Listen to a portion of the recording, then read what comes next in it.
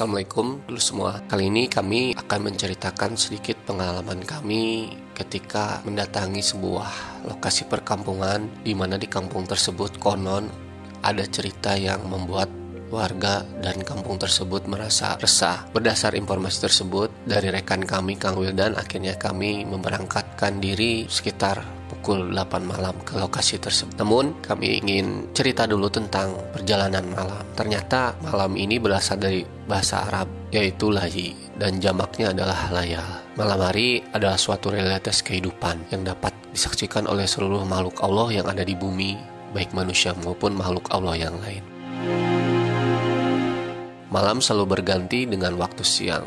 Ketika malam datang, siang pun pergi. Demikian sebaliknya. Ini adalah takdir yang sudah ditentukan oleh Allah.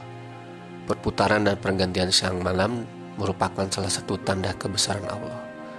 Namun, di balik kesunyian malam yang seolah-olah seperti lembar yang masih kosong, sebenarnya malam banyak menghadirkan suasana yang membuat hati ini terasa tenang. Tidak hanya bumi yang sedang berputar ataupun awan yang menutupinya, malam ini merupakan sebuah perumpamaan mimpi-mimpi kita yang tak akan kemana. Mimpi tersebut akan mudah kita gapai dengan penuh usaha. Begitu pula di Lulu Misteri selalu mengadakan penelusuran malam, salah satu bentuk usaha kami untuk terus menghibur dulu semua.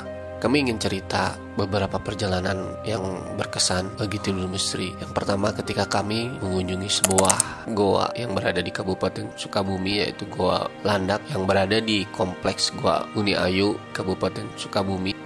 Goa tersebut sangat indah, di mana banyak stalagmit-stalagmit yang membentuk bebatuan alam yang begitu indah.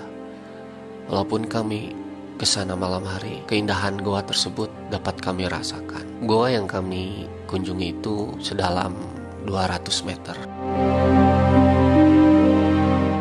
Satu cerita lagi ketika kami mengunjungi Gunung Pangrango.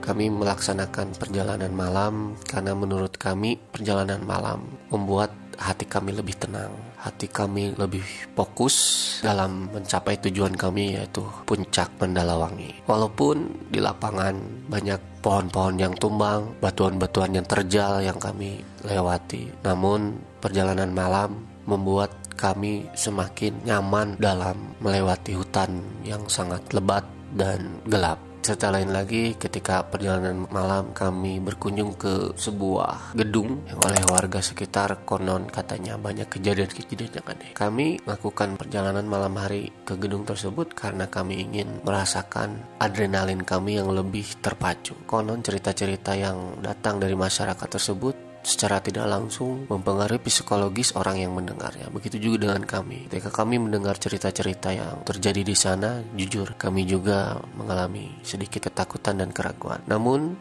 rasa takut itu kami lawan karena kami ingin membuktikan ketika kita hanya ingat pencipta kita Allah Subhanahu wa taala, apapun yang menjadi rintangan di depan kita, kita yakin dapat bisa melewatinya.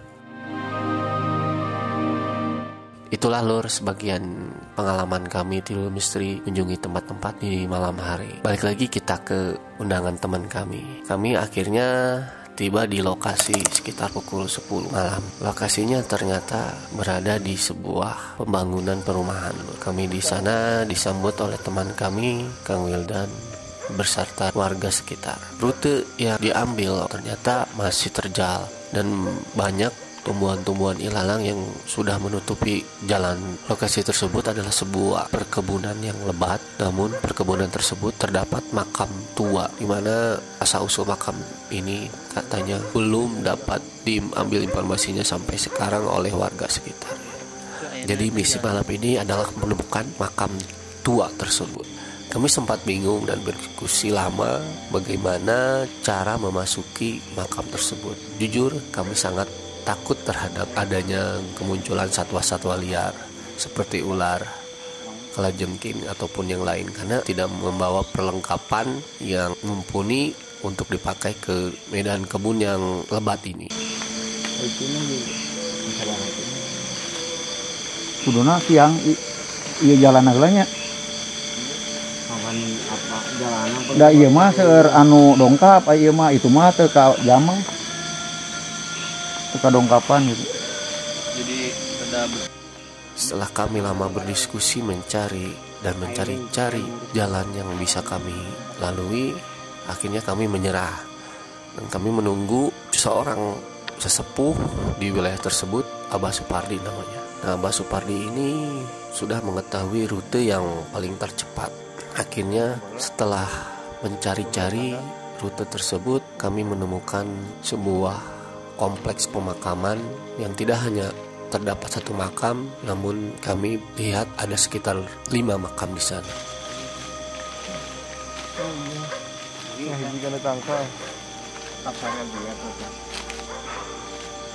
Kapan datangnya? Coba lagi. Tapi ieu teh teng saha mah, Pak? Punya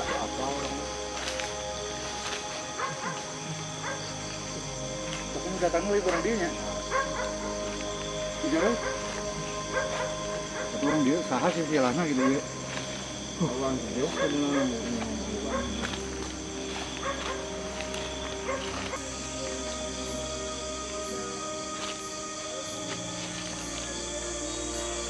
Kenapa entah kapisan Pak energi paling ultimate itu tah? Makam tersebut berada di tengah kebun yang di dalamnya terdapat pohon-pohon yang rimbun. Namun ada satu pohon yang menarik perhatian kami, di mana ini pohon yang paling besar di area tersebut. Pohon itu menjulang tinggi, namun terletak di bawahnya kuburan yang memang secara terpisah dari kuburan yang lainnya. Saya sedikit tertarik melihat dan mengamati pohon tersebut, karena menurut saya pohon tersebut entah bagaimana ada sesuatu yang menarik ke pemikiran saya. Cerita angker yang dihembuskan oleh warga kepada kami sebelum melakukan penelusuran seolah-olah hilang ketika datang di lokasi. Kami merasakan malah suasana yang tenang, suasana yang nyaman di lokasi tersebut. Biasa jadi nah orang niat sebagai naon gitu menjaga jarak. Tiba-tiba saya melihat sebuah berkas sinar yang jatuh ke bawah pohon yang dari tadi saya amati. Saya pun merasa penasaran dan mencari-cari apa sinar yang tadi jatuh ke pohon. Bersama Kang Manan, saya merasakan energi panas yang berada di bawah pohon tersebut. Saya penasaran apakah ada benda yang turun ataupun apa yang tadi masuk ke dalam pohon tersebut. Namun hasil diskusi kami setelah melakukan pencarian, Kang Manan memberitahukan untuk menjadi sebuah rahasia yang memang harus tersimpan di area tersebut. Kami tidak lama di sana, sekitar pukul 12 malam kami akhirnya pulang ke rumah warga, dan di rumah warga tersebut kami berdiskusi mengenai hasil perjalanan. Hikmah di balik perjalanan kali ini sih sebenarnya dulu hanya ingin memberikan informasi kepada warga agar tenang dan selalu mengutamakan keimanan kita kepada Allah Subhanahu wa taala, karena informasi-informasi yang beredar yang membuat warga ketukan adalah menjadi celah bagi setan-setan untuk melakukan tipu daya kepada manusia. Ketika kita memberanikan diri dan yakin bahwa Allah Subhanahu wa taala penciptaan makhluk yang ada di seluruh muka bumi ini, maka kita harus yakin tidak ada yang mempunyai kekuatan dan kekuasaan selain Allah Subhanahu wa taala. Oleh karena itu, kita sebagai makhluknya wajib untuk mengimaninya dan mengagungkan kebesarannya.